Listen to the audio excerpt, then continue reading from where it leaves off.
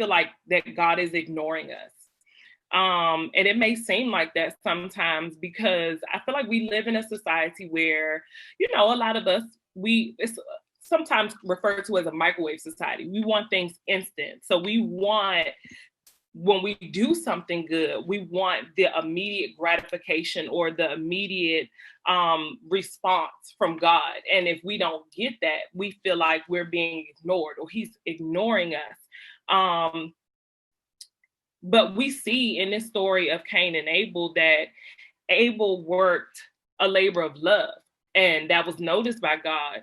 But Cain, he had anger and jealousy in his heart, but God didn't ignore that either.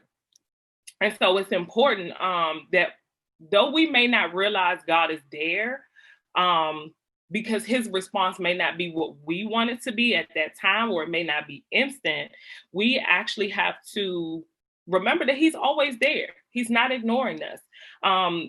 It may take days or weeks or years to see the result from our sacrifice or our labor of love, but God is always with us. And then my last point is that actions speak louder than words.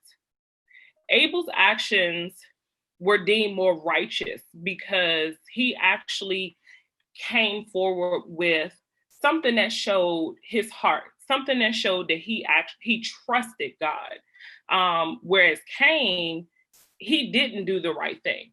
And we have to remember that God is examining our heart, and our heart is often showed through what we do.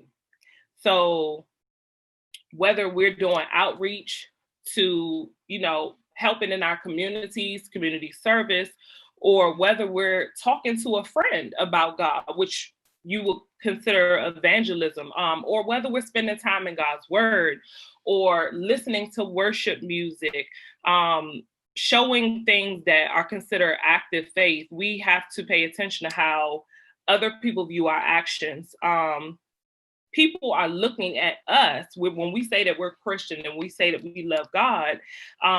People look to us for our examples of faith. And when we show bad behavior, we give a bad impression to other Christians. So what do you want your actions to say to other people who may be on the fence about, do I believe in this God? Do I believe that he's actually watching me and not ignoring me and protecting me, and that he will take care of me? And so when other people see us showing our, outward expression and love for God based on the things that we do and based on the things that we say,